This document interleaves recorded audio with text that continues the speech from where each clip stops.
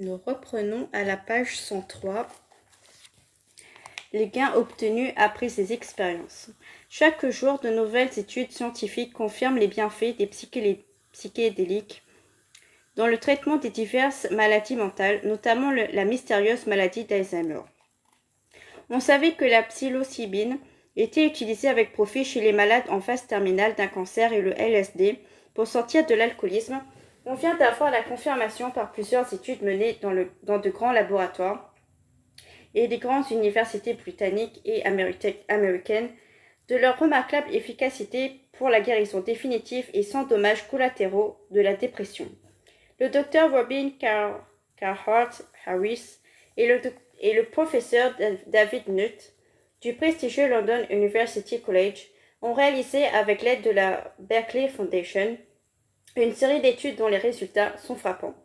On sait qu'un cinquième des patients traités avec des antidépresseurs résistent à ces traitements, alors que la psilocybine, par exemple, constitue une solution particulièrement efficace.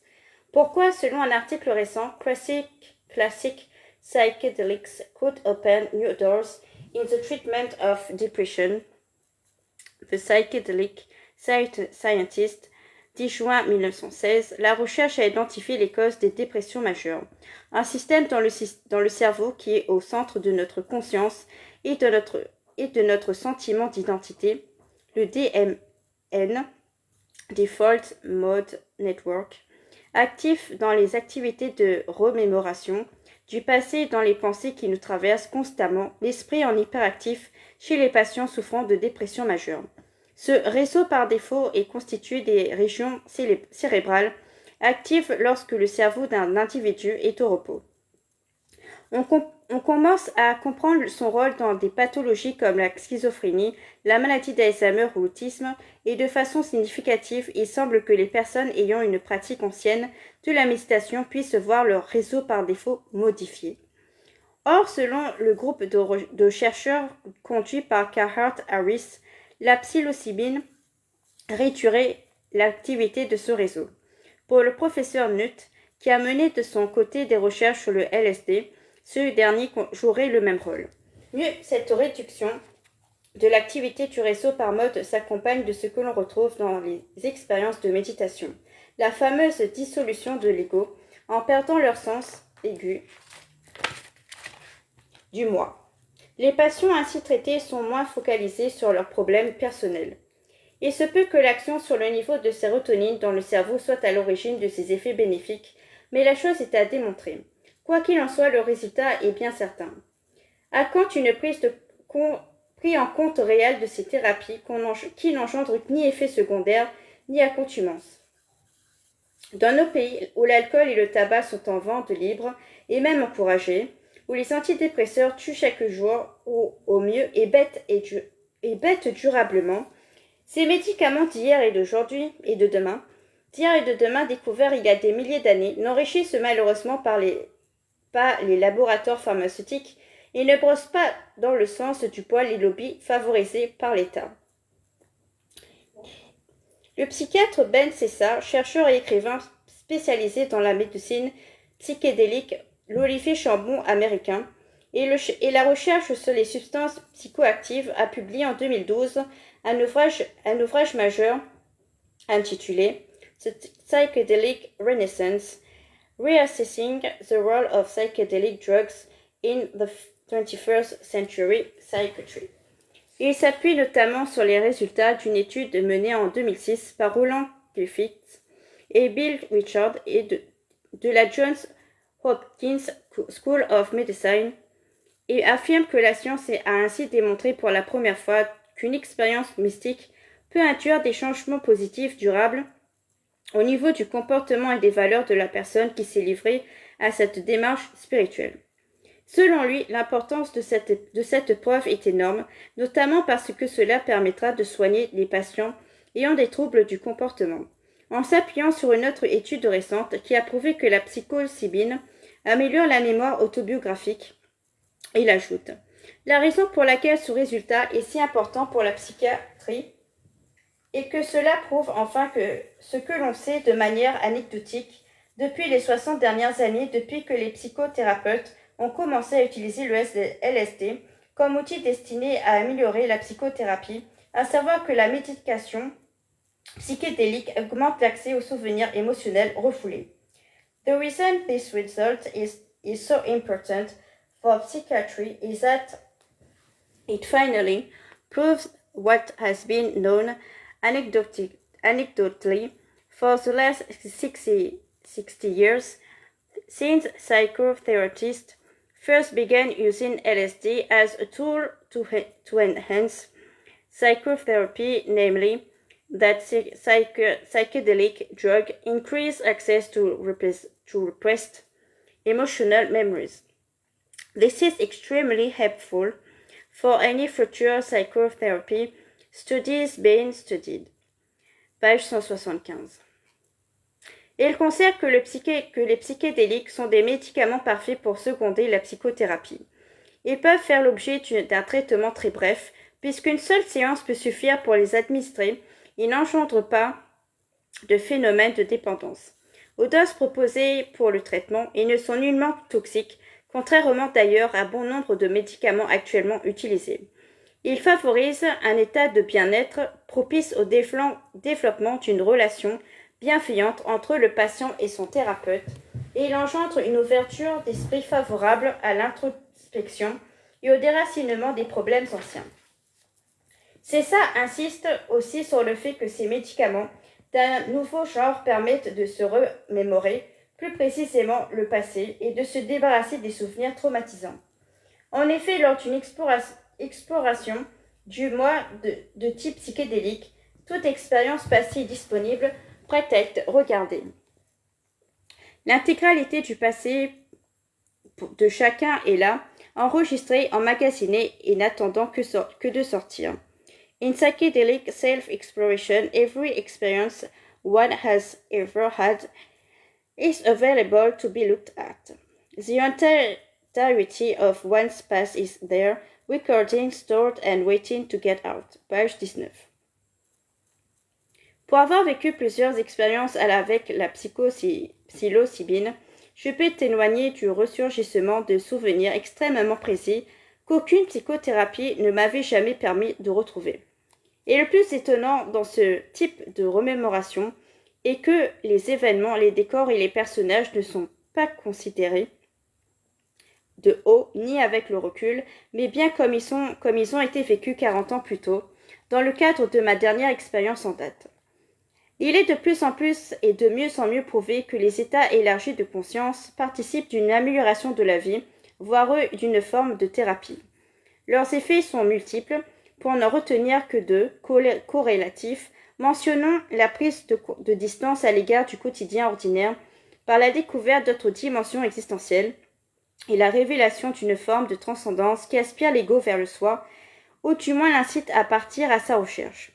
Isaac Joly s'est livré à un décompte précis de ses bienfaits et en a dénombré 13. Sentiment de profondeur, d'intériorisation, de montée, de cheminement, d'expansion de la conscience, de développement, de puissance, d'éveil, d'illumination, d'allégresse, de régénération, de surrection et de libération intérieure. Il les compare lui-même aux 14 valeurs de la conscience d'être étudiées par Maslow. Les deux pères du transpersonnel proposent en effet des analyses tout à fait convergentes de ces conséquences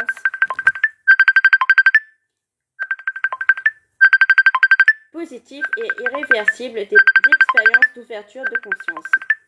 Ce qui est intéressant, c'est que ce gain du moi n'a pas vocation à être jalousement regardé comme un trésor personnel, mais à être diffusé. C'est en cela aussi que l'introversion et l'hypersensibilité bien fréquentées par les méthodes d'exploration de la conscience se révèlent profitables. Mais ta gueule, putain, faut pas que je suis occupée ou quoi? Toujours les mêmes. Ferme là. Ce qui est intéressant, c'est que ce gain de moi. Ce qui est intéressant, c'est que ce gain de moi, du moi, n'a pas vocation à être jalousement gardé comme un trésor personnel, mais à être diffusé. C'est en cela aussi que l'introversion et l'hypersensibilité, bien fécondées par les méthodes d'exploration de la conscience, se révèlent profitables, même aux extravertis. La personne enrichie par ses sentiments de profondeur, d'éternité, de joie, etc., ne peut ni ne devrait d'ailleurs conserver ses acquis pour son profit personnel. Elle ne le peut tout simplement pas.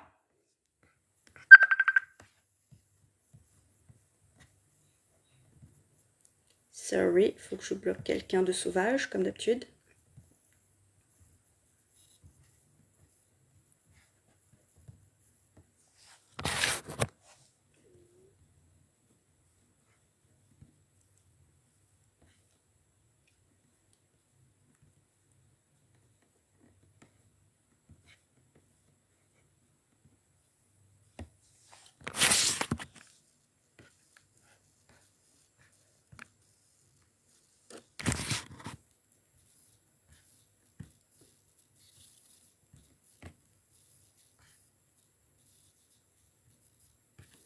Je reprends. Ce qui est intéressant, c'est que ce gain du moi n'a pas vocation à être jalousement gardé comme un trésor personnel, mais à être diffusé.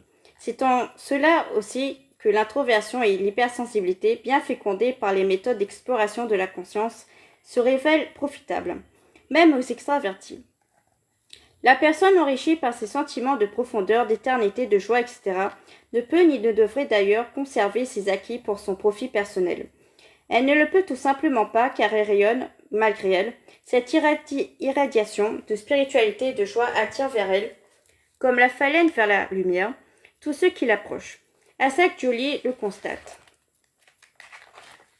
Un autre effet de telles expériences est l'action inspirée, l'impulsion puissante à agir et avant tout à exprimer, à diffuser, à rayonner, à partager avec les autres les trésors découverts et conquis, puis à collaborer avec tous les hommes de bonne volonté, avec tous ceux qui ont de semblables expériences pour dissiper les ténèbres d'ignorance qui aveuglent l'humanité.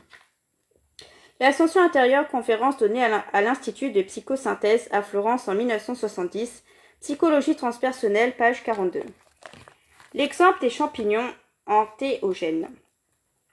Après avoir fait jadis plusieurs expériences d'ouverture de conscience par l'ingestion de champignons magiques, j'ai appris qu'un Britannique, Simon J. Powell, fasciné depuis son adolescence par le pouvoir entéogène de la psilocybine, avait écrit 2 ouvrages et réalisé plusieurs reportages sur la question. Je me suis procuré ces 2 livres qui sont, à mon sens, absolument déterminants. Mon seul regret est qu'ils ne soient pas traduits en français, ce qui ne saurait tarder, je l'espère du moins. Le succès que remporte son enquête outre-Atlantique devrait motiver les éditeurs de notre pays. Une traduction s'impose. Dans l'immédiat, il me semble nécessaire de rendre brièvement compte de plusieurs aspects essentiels dégagés par Simon J. Powell dans The Psilocybin Solution, The World of Sacred Mushrooms in the Quest for Meaning. La solution psilocybine, le rôle des champignons sacrés dans la quête du sens. Publié en 2011 et dans Magic Mushroom Explorer, Psilocybin and the Awakening Earth. Explorateur de champignons magiques, la psilocybine et l'éveil de la Terre, paru en 2015. Retenons en premier lieu de cette exploration que l'expérience de la psilocybine est une expérience décisive qui bouleverse nos repères et nous conduit à reconsidérer le monde, y compris le rapport à la nature. Powell redéfinit également judicieusement les termes. Non, les champignons ne sont pas hallucinogènes, ce qui reviendrait à dire qu'ils feraient percevoir dans l'espace tridimensionnel un objet qui n'y serait pas. Réellement. More specifically, one does not hallucinate non-existent objects, rather one comes to see external reality in a new and more enhanced way. C'est la raison pour laquelle, ajoute-t-il, les termes entéogènes ou psychédéliques, littéralement, qui permet à l'esprit de se manifester, sont plus adéquats. Powell, 2011, page 209. Je rappelle que entéogène, néologisme, calqué sur le grec, signifie littéralement qui fait naître le divin en soi, qui suscite l'envahissement par le divin. Les plantes et champignons entéogènes facilitent des états de conscience dans lesquels la nature est perçue d'une manière radicalement nouvelle, ce qui en fait, selon l'expression de Powell, d'utiles outils épistémologiques, useful epistemological tools. Page 8. Je confirme à titre personnel cette dimension éclairante de notre rapport au monde. Mon niveau de tolérance et d'empathie s'est élevé après semblables expériences. La prise de conscience de la relation unissant tous les êtres, mais aussi une sorte de tendresse envers la nature humaine, qui apparaît alors malgré ses défauts comme faisant de son mieux. C'est l'impression que j'éprouvais souvent lors de ces visions. Notre humanité fragile, maladroite, mais faisant comme elle pouvait avec ce qu'elle avait, et surtout avec l'étroitesse de vue née de sa faible compréhension de la complexe richesse de l'univers. Mais les larmes aux yeux. On sent alors combien l'homme est faillible, et l'envie vient d'aider à un meilleur fonctionnement de cette drôle de machine sur laquelle nous sommes tous embarqués. Le rapport de la vie, de manière générale, est d'ailleurs modifié. Ainsi, j'étais déjà végétalienne avant mon ouverture de conscience, mais toutes mes expériences d'éveil n'ont fait que renforcer mon dégoût de la consommation de matière morte et mon horreur de la souffrance animale. Pour Powell, la connaissance que nous apportent les champignons entéogènes change absolument notre conception de la vie, y compris notre relation à la biosphère. L'expérience psychédélique possède un caractère irréversible. En un sens, tout se passe comme si de nouvelles approches conceptuelles de la nature, une fois devinées, s'installaient durablement dans l'esprit.